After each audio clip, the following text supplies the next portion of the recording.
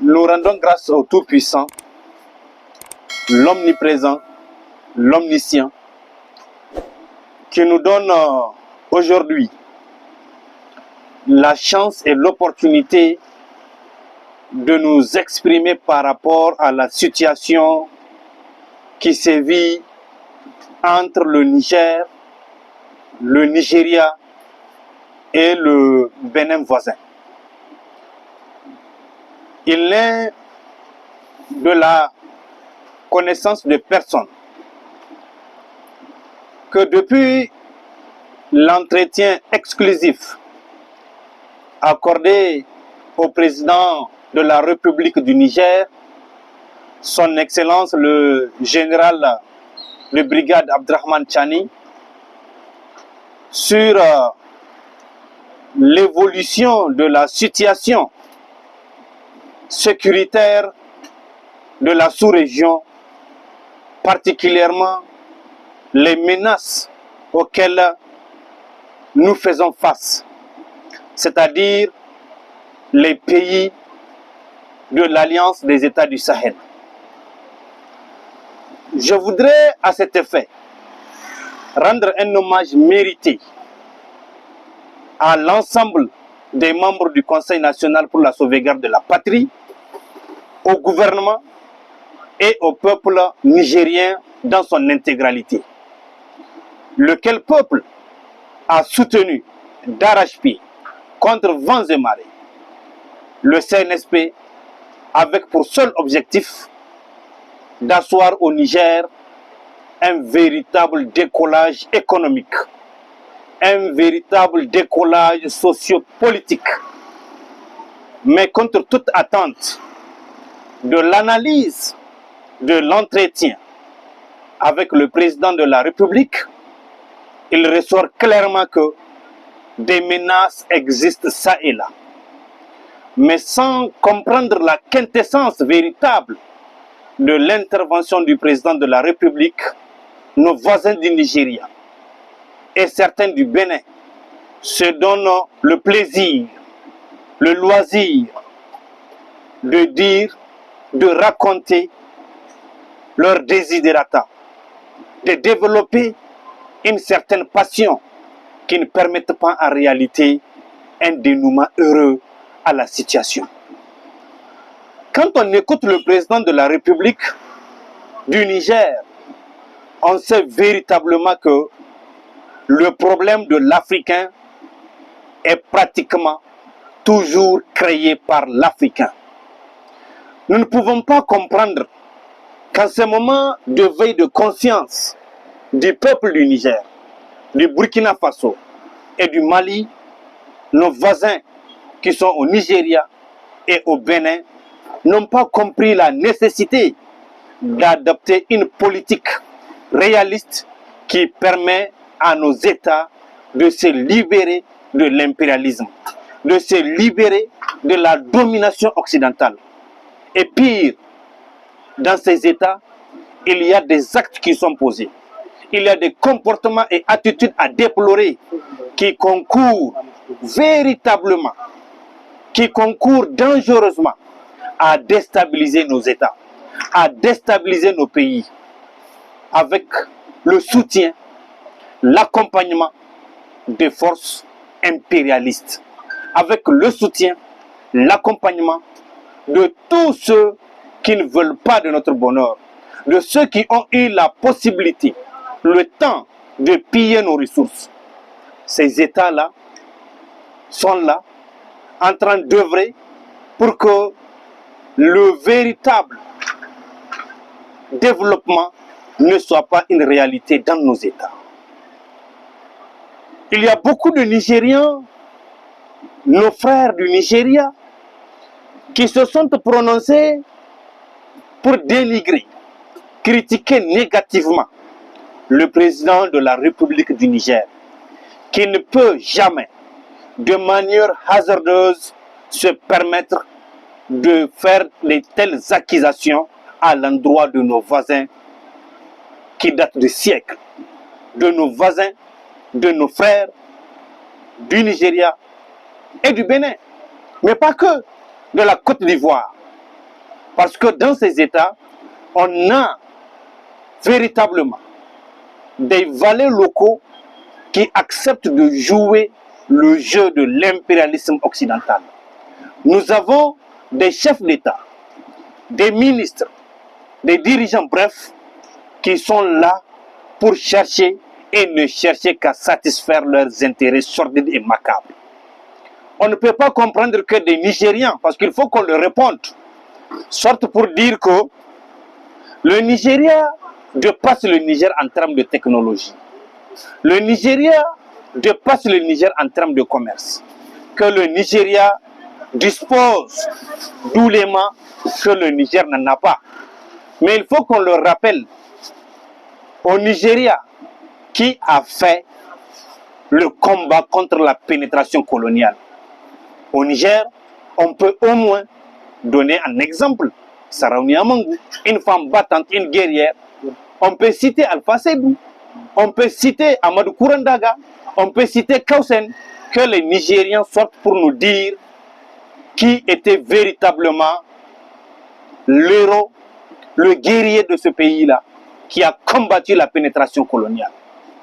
Donc, si le Nigeria dispose d'oulémas, si le Nigeria dispose des imams, des cheikhs dont nous respections leur savoir et leur connaissance, mais il faudra que celui-là qui est sorti pour dire que le Niger n'est pas à comparer au Nigeria parce que le Niger n'a pas assez d'oulémas, mais il faut qu'il sache qu'un savant, ce n'est pas pour un pays. Un savant, ce n'est pas pour une région. Un savant, ce n'est pas pour une ethnie. Un savant, il est universel. Lorsque Dieu te dote de la connaissance, Dieu te dote du savoir, c'est que ces savoirs et cette connaissance doivent être utilisés pour le développement de l'universalité.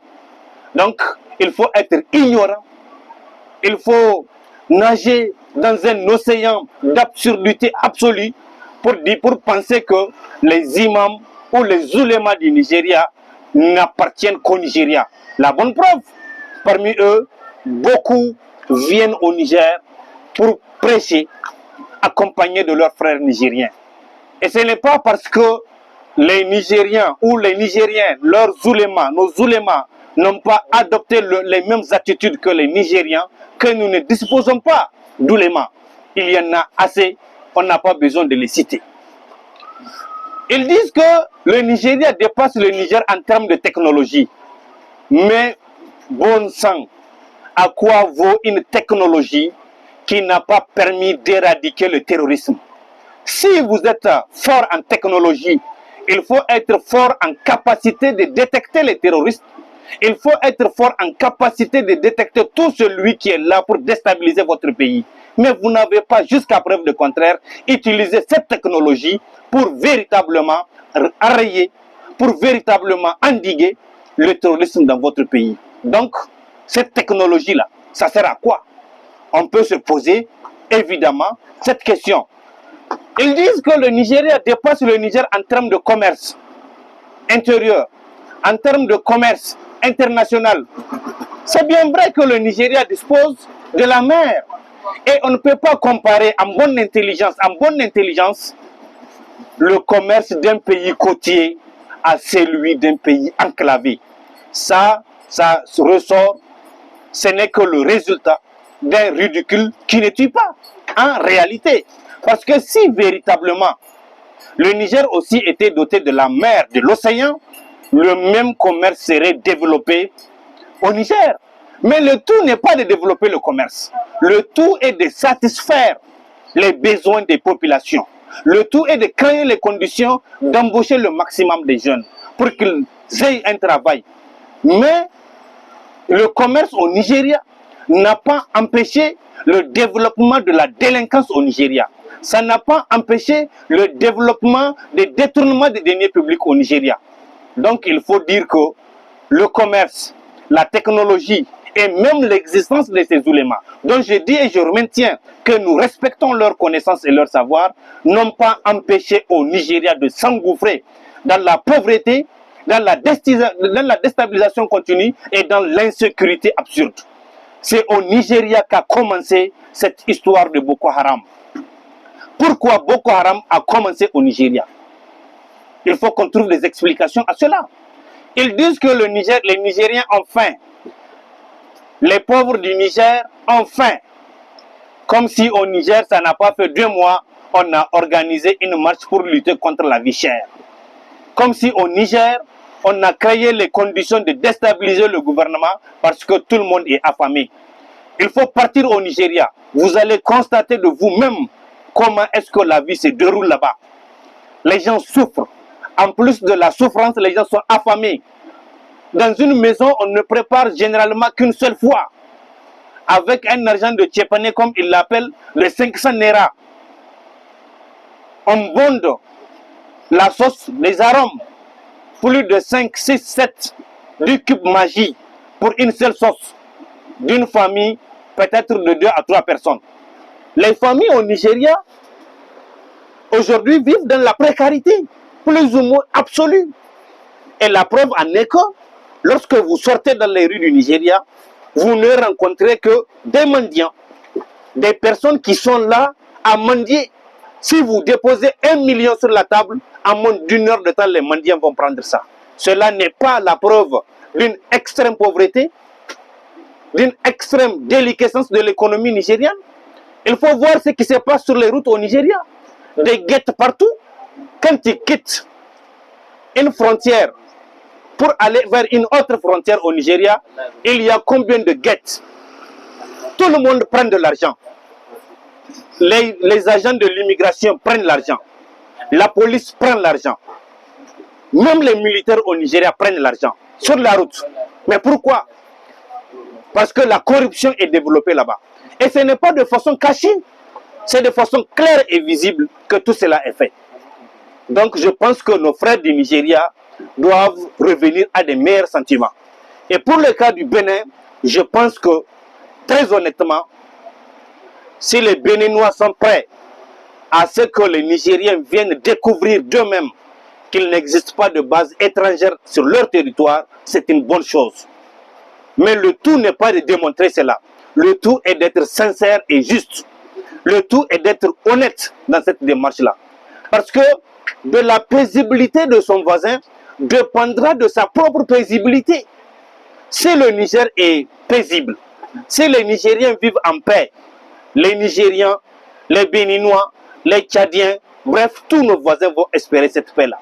Si nos voisins sont en insécurité, de facto, cette insécurité nous touchera, quel que soit le temps, dans la mesure où tous ceux qui ont encouragé la création, la naissance de cette insécurité, l'ont fait pour déstabiliser toute la sous-région.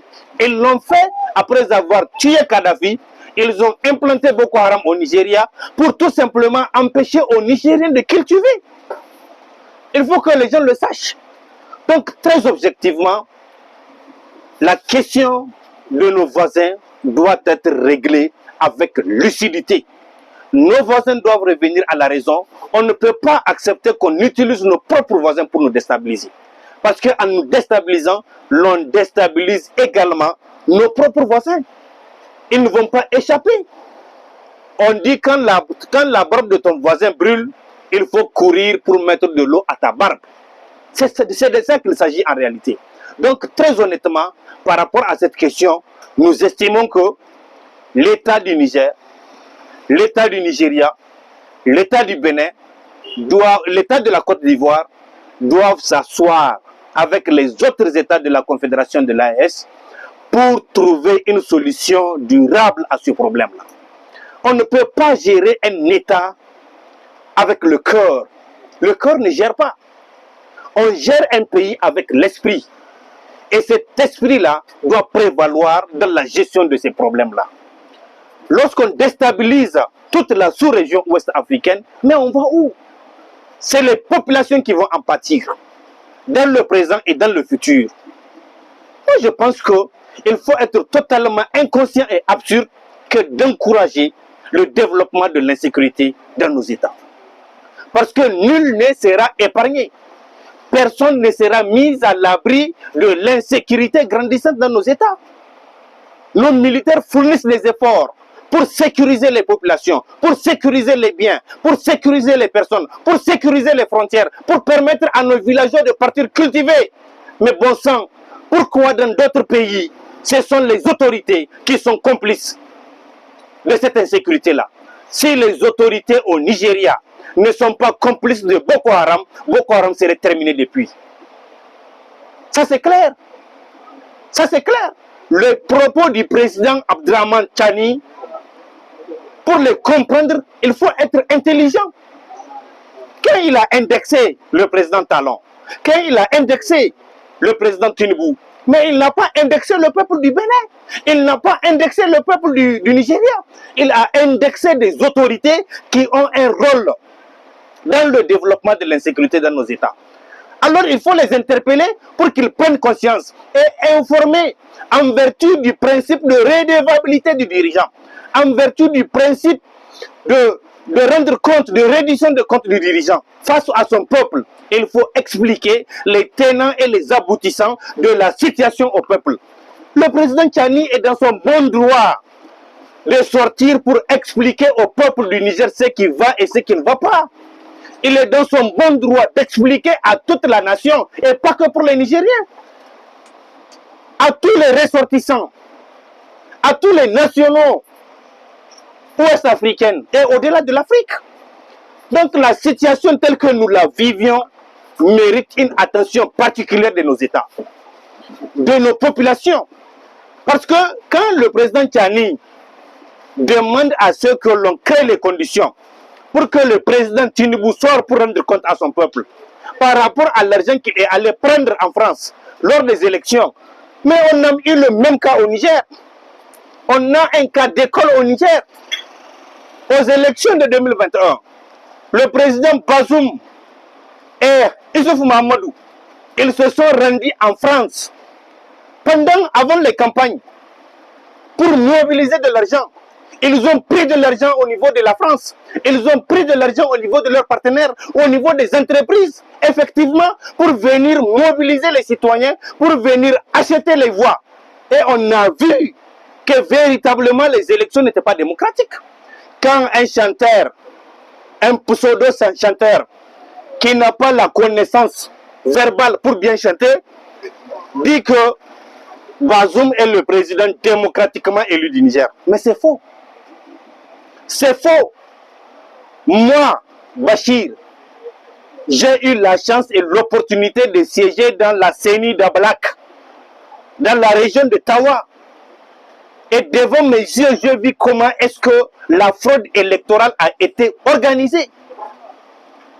Dans toute la région de Tawa, on a volé, on a fraudé et on a accordé des voix aux candidats du PNDS Taraya. C'est connu de tous. Moi, j'étais dans une région ou dans un département du Niger où les élections ont été truquées. Personnellement, de l'argent m'a été offert, proposé, pour que je ferme les yeux afin qu'on puisse permettre aux jeunes du PNDS Taraya de faire tout ce qu'ils veulent en termes de fraude. J'ai refusé. Dans toute la région de Tawa, c'est seulement là où moi j'ai été membre de la CENI où Maman Ousmane a récolté plus de 2000 voix. Pourquoi? Parce que j'ai refusé. Dans d'autres départements, on a obligé les membres des bureaux de vote que Ousmane a envoyés pour superviser les élections. On les a obligés de quitter les régions. Il y a même un directeur d'école qui a voulu donner des classes à des membres des bureaux de vote de Maman Ousmane pour passer la nuit. Il a été appelé pour leur empêcher. Des étudiants ont été mobilisés pour aller en ville et en campagne pour frauder. C'est connu de tous. Donc par rapport à cette situation-là, qu'on cesse de nous rabattre les oreilles en nous disant que Bazoum est un président démocratiquement élu. C'est faux. Et lui-même sait que c'est faux, il n'est pas démocratiquement élu. Il a été imposé par Issouf Mahamadou.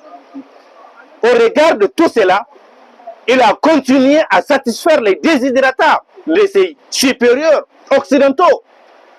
Parce que dans une des sorties du président de la République du Burkina, le capitaine Ibrahim Traoré bon courage à lui, bonne abnégation à lui. Il a clairement dit que Bazoum, quand il était président de la République du Niger, il a l'habitude de lui envoyer des émissaires pour lui demander de négocier avec les terroristes dans l'optique de leur céder une portion du territoire du Burkina en vue de rester en paix. Et il en a refusé l'offre. Donc cela veut dire que Bazoum Mohamed était imposé comme président de la République du Niger pour satisfaire ou pour travailler à la création de l'État de l'Azawak. Ça, tout le monde le sait. Donc, on arrête de nous dire qu'il est président démocratiquement élu. Ça, ce n'est pas vrai. C'est faux. Donc, créons les conditions pour une stabilité. Moi, si j'ai un cri de cœur à lancer au président Tchani, c'est de lui demander effectivement de tout mettre en œuvre pour tourner cette page sombre d'incompréhension avec le Nigeria et le Bénin. Ce sont nos voisins. Et un voisin, il peut te faire mal lorsqu'on ne s'entend pas avec lui. Mais lorsqu'on arrive à s'entendre avec le voisin, l'on crée les conditions d'assurer une véritable paix et une paix durable dans son pays. Donc le général Tchani doit nécessairement créer les conditions pour apaiser cette tension-là. Envoyer des émissaires au Nigeria, envoyer des émissaires en Côte d'Ivoire, envoyer des émissaires au Bénin pour trouver un terrain d'entente, pour dialoguer, parce que quel qu'en soit le problème au monde, on finira par s'asseoir sur la table et puis discuter. Donc il faut qu'on arrive à accepter de discuter, de dialoguer afin de trouver une solution. Le Bénin aujourd'hui n'aura aucun intérêt dans le temps à contribuer à déstabiliser le Niger. Aucun intérêt.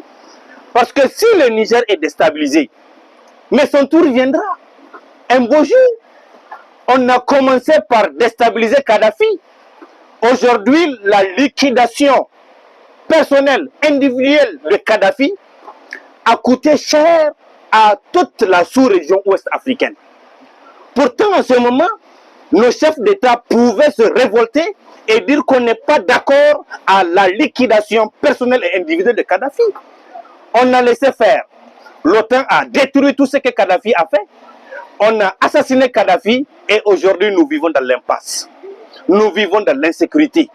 Parce que tous les groupes djihadistes au monde se sont incorporés dans la population libyenne et elles ont eu la possibilité de s'éparpiller un peu partout au Niger, au Mali, un peu partout dans la sous-région.